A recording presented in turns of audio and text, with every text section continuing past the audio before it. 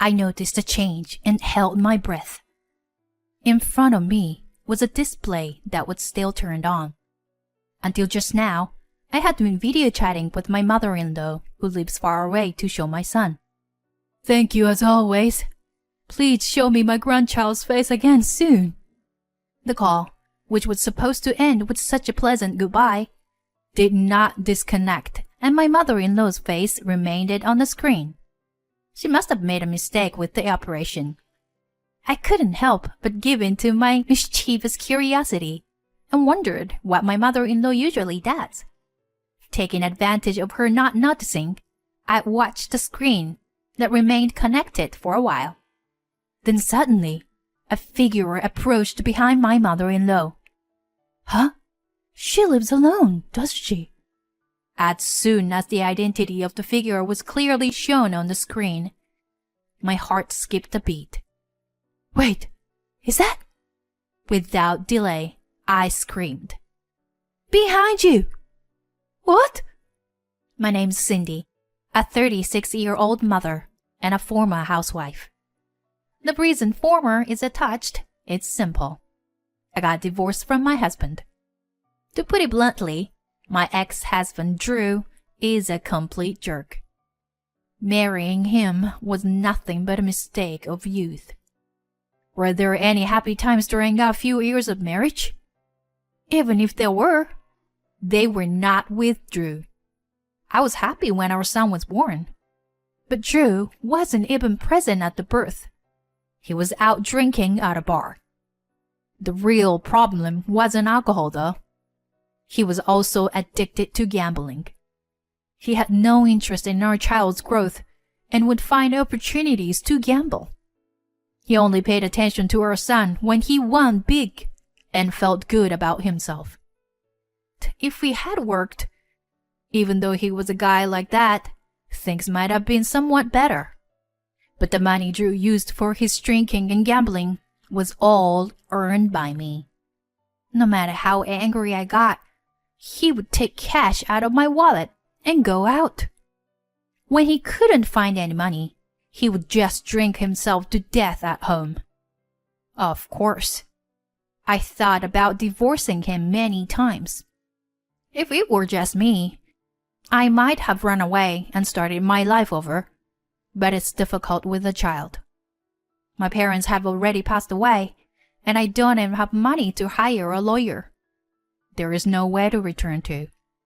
So I held back my tears and left my young child at the kindergarten, working as a clerk during the day and doing work-at-home jobs at night, sacrificing my sleep time. I felt like I was reaching my limit every day, living such a shitty life. But there was someone who saved me from that. It was my husband's mother, my mother-in-law. One day, Drew said the worst thing to me. "Hey, where's the money?" Huh? What are you talking about? I said the money. Give it to me. I kinda screwed up, you know. Got a girl pregnant. So I gotta get an abortion. Give me the money. What on earth is he thinking? He has no sincerity towards me, towards women, or towards children. I talked back to my husband. I don't have any money. Why do I have to clean up after you and your infidelity? An abortion? What do you think you're doing? Do you have no sense of responsibility or guilt? No matter how eagerly I respond, there's no way that Drew will be affected by it. He starts searching through my bag and drawers without even listening to me. I've made up my mind that I can't stay with him anymore. But who can I turn to? Then, I suddenly remembered someone. His mother. Although our relationship is quite distant, due to Drew's bad behavior, we met once to exchange greetings when we got married. And I sent her a letter when our child was born. She's probably the only person I can turn to, even though there is a possibility that she has a terrible personality like Drew's. But I can't afford to worry about the risk of making my life any more negative. with a faint hope that there might be a chance to turn things around even a little. I called my mother-in-law and told her about Drew. She let out a deep sigh. So he never changed. Then she kept silence for a while. To be honest, she didn't reply to my letter when my son was born. So I kind of knew that my mother-in-law didn't want anything to do with Drew or us. When I almost gave up, she started talking.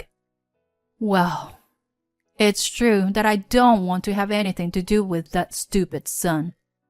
But I want to do something for my grandson. Without even noticing it, I was crying right at the moment. I couldn't remember actually when was the last time to have someone on my side. Anyway, I'll come over tomorrow, so keep Drew home until I come. Saying that, my mother-in-law hung up the phone. What is her plan exactly? I couldn't deny my anxiety, but I managed to keep Drew home that day. If you stay home today, I will think about the money for the abortion. Of course, I was disgusted to even saying stuff like that, but I had to do something. Then, as she said she would, my mother-in-law came at noon. As soon as Drew saw her mother, he glared at me and said, "Why the heck is this bitch here?" Huh. You know why, don't you? My mother-in-law looked at Drew with the most disdainful eyes. Then she took out her bag, a brown envelope, a divorce decree, and a piece of paper with some kind of text on it. In this envelope, you will find documents, some of which pertain your inheritance. It pains me to my core to give you a piece of my inheritance, since you didn't show up for your father's funeral. But I'm giving you this money. So, divorce her right now and promise me. Never show yourself again. Never involve yourself with your son. Never ask for money. Promise me these 3 things. This is a written pledge that sums it up. After you sign it, you can go anywhere you want. Do whatever you want. I had no idea what my mother-in-law was going to do, but the idea of giving a portion of her husband's inheritance to him, so I tried to stop her. But she looked at me and shook her head. Drew's mood had changed instantly. Dang, really? He filled out the pledge form, including the divorce application, and was happy to do so. And without even reading the pledge, he stood up. All right, Cindy, now you are free from me. I'm also happy to cut ties with a woman like you, who can't even earn money properly. Well, take care of yourself and the kid. Saying so, Drew left the house, looking happy. It hadn't even been 20 minutes since my mother-in-law arrived. I had to thank and apologize to my mother-in-law anyway. Thank you so much. And I am sorry. I never thought you would give him money, let alone father's inheritance. I'll definitely pay you back. Then my mother-in-law turned her palm towards me and shook her head, gesturing me to stop. Didn't I tell you? I just did my part for my grandchild. Honestly, if it were just you, I wouldn't have helped. Besides, you are also at fault for being deceived by scum like Drew. And since he won't listen to words, only money and the law matter for that child. So, don't worry about it. Saying that, my mother-in-law approached my son and spoke. Hello, Elliot. Then my mother-in-law played with her grandson for a while. I asked my mother-in-law about her current situation. Apparently, she had been living alone since her husband died. Since Drew was the only one she had left, she naturally ended up like that. After talking for about an hour, my mother-in-law stood up and began to prepare to leave. Speaking to me, Well, I'm going to go now. You broke up with Drew, so we won't meet again. From now on, take back the time you lost and be happy. I was surprised by my mother-in-law's hasty departure and stopped her. Wait! I haven't even thanked you yet. And I don't know what to do from here. And besides, breaking up with Drew doesn't mean I have to break ties with you. If it's okay with you, would you like to live with us? Looking back, it seems like a pretty brazen proposal. Even though I made her pay to break up with Drew, it wouldn't be strange if she thought I was trying to live with her to save on rent. My mother-in-law, however, didn't seem to have such a suspicion. Thank you. She said so, but she didn't seem very enthusiastic about living together. The only thanks you can give me is to raise my cute grandchild properly. Money is not the only thing you can pay me back with.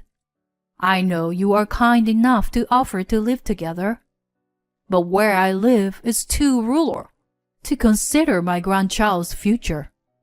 So, it's okay to continue as we are. My mother-in-law left with those words. Since then, I've been living comfortable days that felt like a lie. But I still couldn't stop thinking about my mother-in-law. Certainly, I understand that raising my son well will be a way to repay my mother-in-law's kindness. After all, breaking up with Drew was also for the sake of her son. But at the moment, I was thinking if there was something else I could do. Suddenly, I heard the words video call while watching TV. This is it. My mother-in-law cares deeply about her grandson, and I want to show her his growth from now on. So I decided to buy a computer as a gift to enable video calls with my mother-in-law. I was able to give the gift to my mother-in-law faster than I had expected. Even though my working hours had not changed, with Drew gone, it became much easier to save money. I visited my mother-in-law's house to set up the computer and internet. At first, my mother-in-law tried to decline, saying that she didn't want me to go through the trouble. Because raising my son well is my way of repaying you, right? If that's the case, it's strange that you can't see my grandson, isn't it? Even my mother-in-law couldn't resist the desire to see her grandchild. So, I forcefully convinced my mother-in-law. As proof of this, my mother-in-law, who had slightly impaired hearing, was happy to use headphones and adjust the volume during video calls, making it easier to hear her grandson's voice. Since then, I have been video calling my mother-in-law several times a month. I feel like we've grown closer than before. One day, my mother-in-law told me that she had been forgetting things more often lately. Although my mother-in-law was still quite healthy, she was of a certain age, so it wouldn't be strange to have some memory loss. That it's better not to worry too much about it. But the situation seemed to be more serious than I thought. According to my mother-in-law, she often forgets that she spends money on, miscalculates, and frequently loses, and can't remember where she put accessories. Our homes are quite far apart, so it's difficult for me to check with her every time. Still, I thought about how I could be helpful, and suggested that she could send me messages as a memo when she spends money or takes off accessories, so that I could check and remember them during our video calls. My mother-in-law was hesitant at first, thinking it was too much trouble. But over the past few months, I have learned how to persuade her to overcome her reluctance. You don't have to worry about that. I convinced my mother-in-law, and she eventually accepted my proposal. My mother-in-law herself was so worried that she would forget even more serious things in the future.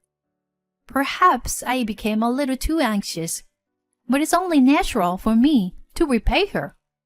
It may be presumptuous of me, but if I don't do this, my mother-in-law won't rely on me. However, to be honest, this method didn't really solve the problem. Although the frequency of her forgetfulness has decreased, she still has trouble with money and losing accessories. I wonder if I've even forgotten to contact you with the notes. What should I do? If this goes on, I might even lose important things like bank stuff and credit cards. She doesn't have the reliable appearance when she helped me to separate Drew, and she's being overwhelmed with anxiety. Let's go to the hospital together next time. There should be treatment for memory loss now, right? That's about all I can do. If my mother-in-law's starting to suffer from dementia or something, I want to take care of her until the end. I'm prepared for that. My mother-in-law seemed to understand that I am serious and thanked me and asked me to do it. Thank you. Well then, should we wrap up today's video call?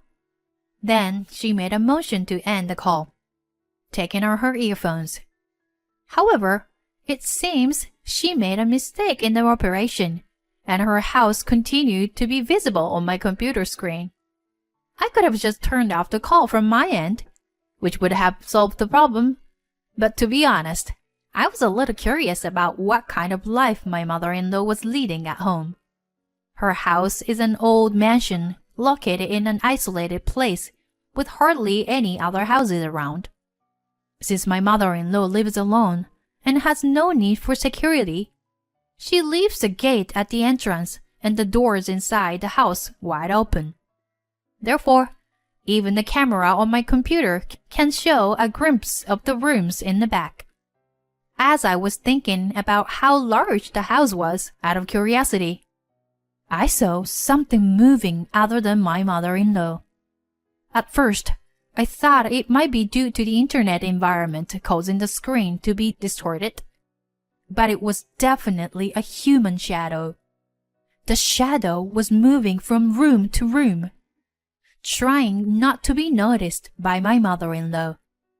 And then I realized who it was. It was my ex-husband, Drew. He was rummaging through the dresser, stuffing my mother-in-law's accessories and money into his pockets. I was shocked, but I knew I couldn't let this go on, so I shouted to my mother-in-law, "Behind you!" What? What's going on? But it wasn't just the mother-in-law who heard my voice. Drew also shouted, "Damn it! They found out!" The mother-in-law turned around and shouted at Drew, "Wait! You jerk! Don't you have no sense of decency?" While she shouted, she chased after Drew. I couldn't just stand there and do nothing, so I called 911 and explained the situation. They dispatched police officers to the scene. As a result, Drew was caught by the police officer and taken into custody. During questioning, a part of the mother-in-law's accessory was found. We were able to prove that Drew had taken those items from the mother-in-law's house using the message history between me and the mother-in-law. Drew's confession to the police revealed that he had stolen money and accessories from the mother-in-law's house multiple times. The reason for the crime was that he was constantly nagged for money. It turned out that the boyfriend of the woman who had been impregnated by Drew was a gangster member. When he found about the abortion, Drew suffered a great deal. He was also constantly asked for money, such as for consolation money, and the inheritance he received from his mother disappeared quickly. He hadn't come to my house because of the contract and because he thought I didn't have any money. Also, as a result of Drew's arrest, the gangster member was also arrested. After some time, Drew was sentenced to prison. I visited him with my mother-in-law once. "Hey, Mom, please forgive me. I did it because I was pressured into it. Can we withdraw the criminal complaint even now? Huh? Please, this is dangerous here. It's some kind of mistake. Even the gangsters' henchmen are incarcerated here. I don't know what they will do to me. Please, I'm your son. And you're my mother, right? You can't abandon me like this, can you, Mom? Upon hearing Drew's insincere words, his mother sighed deeply. You are the result of the pain I suffered giving birth. And you're still causing me all this pain. Everything. It's all your fault, son. If you understand, then quietly reflect on your actions in prison. After saying this, she asked me to leave the visitation room and went out. As a follow-up, I had my mother-in-law undergo a memory test at the hospital to be safe. The result was a temporarily memory loss caused by stress. Since Drew's arrest, there were no more incidents of stolen memory or lost accessories, and the forgetfulness gradually subsided. I still regularly have video calls with my mother-in-law. If I hadn't broken up with Drew at that time, my son might have become the son of a criminal. I am sincerely grateful to my mother-in-law for preventing that possibility. I will repay her kindness by loving and raising my son well. I made that promise in my heart while looking at my son's sleeping face.